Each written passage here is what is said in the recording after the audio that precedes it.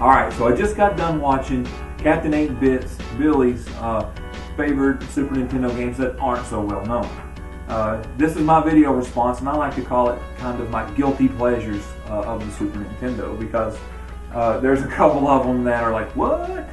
So my first kind of lesser known Super Nintendo game that I just really love is Gradius 3, or Gradius 3, tomato tomato. But my mother picked this game up for Christmas one year and had no idea what it was. I hadn't heard of the game.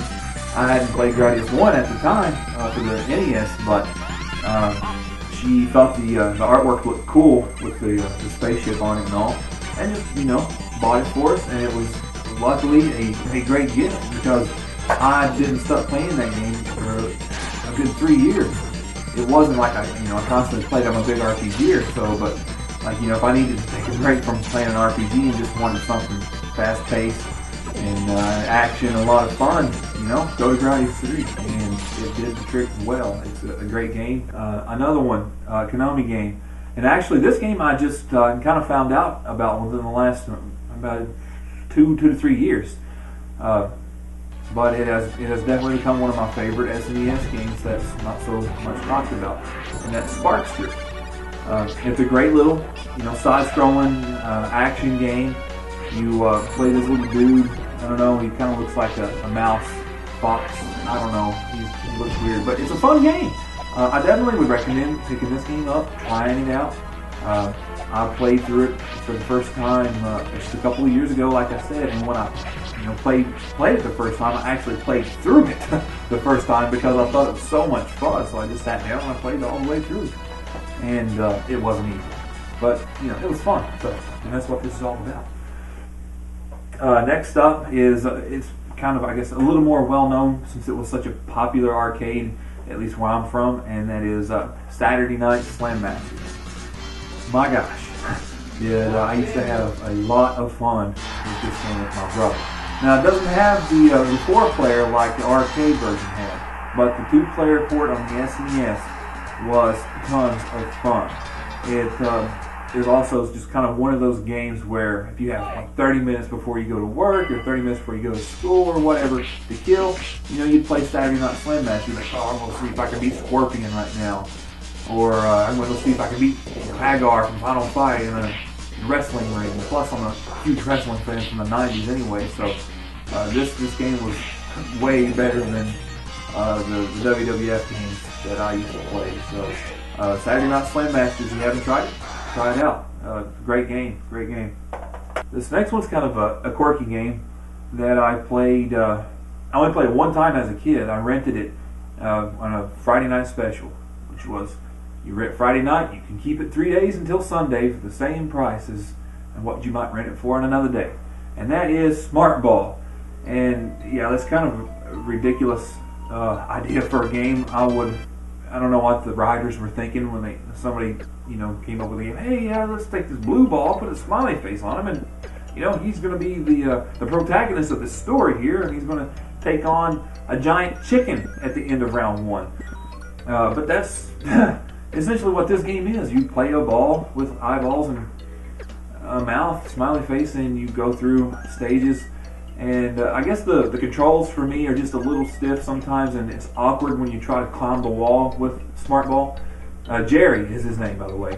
When you try to climb the wall with him and spell out his name, get the letters and stuff, the controls are a little bit awkward, so it makes it kind of tough. When it's really probably not that hard of a game, but I get frustrated with it even now. As a kid, I actually made it kind of far because you rented it for 3 days for $3, and you really wanted to get your money's worth. So when you rented a game back then, you played it Friday night after school. You go rent a game, play it all night Friday night, all day Saturday, and half a day Sunday because you got to return it before 7 o'clock. But Smart Ball was on that list, and it's a quirky game, but try it out if you haven't.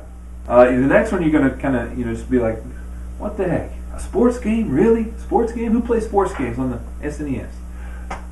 Well, if you're a baseball fan, King Griffey Winning Run is not that bad of a game. The first time I played this, I can remember I was at my cousin's house, like 6 hours away from where I live, He was a baseball player for his middle school at the time, and possibly even grade school. That's been a while. Anyways, he had King Griffey winning run, and we played together for the first time, and I thought, wow, this baseball game is really good. This is way better than anything I ever played on the NES. And I hit my first home run right here with King Griffey. It's really fun sports game. It's one of the better ones, I think, on the Super Nintendo. Now, I haven't tried them all. There's probably a better one for all I know, because I wasn't a huge sports fan. But because my cousin had this game, I played it and I really enjoyed it. So it's one to try out if you haven't. And this last one, this is definitely my guilty pleasure of the Super Nintendo games. There's probably more out there that I might enjoy. Billy, for you, it was Addams Family. For me, it is ScoobyDoo Mystery. And I know that it's silly as can be to think about, but for games that were made from a television show to a game, or a movie to a game, most of those games sucked. But here I find ScoobyDoo Mystery, and the first time I played it, I was like, wow, this is actually playing out like a real Scooby-Doo cartoon. You find clues, you take them to Velma, she comes up with this big drastic plan at the end of each stage, kind of like at the end of a Scooby-Doo cartoon, and then you capture the bad guy and you reveal who the ghost is. It's really neat, and it's not like a hard game or anything, but it's just kind of fun finding the clues, putting the contraptions together. It kind of reminds me of Mousetrap, really. You know how fun that game was to just kind of set up all the contraptions. And who actually played that game? I always just set the thing up and let it run. I don't know anybody who ever played it, but anyways, Scooby-Doo was like that. You find all these little clues and everything, and you put them together, and it all unravels a little bit at a time. So it's kind of cool. I always like that. One game I did want to mention that I do not have that I like to play, and that's UN Squadron. That's one of my favorite SNES games. That's not an RPG, or that's not a beat 'em up that's well known. It's a fun game to me. It's a time killer. It's a game that I want to pick up and play from start to finish when I start, or it's a game I might want to play just 1 or 2 levels just to have fun with. I love the idea of leveling up your plane at the end of each stage, or every other stage if you got the money to, or whatnot. I love that idea for that game. And like Gradius 3, you know, you get your power-ups, and you have to dodge all this crazy action going on screen at the same time. And that's why, to me, that's a lot of fun, because I always prided myself when I was a kid on being such a good dodger.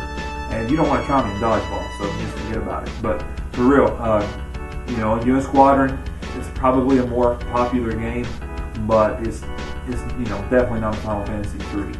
It's a $5 game, and it's a lot of fun. So try that out, guys. It's really good.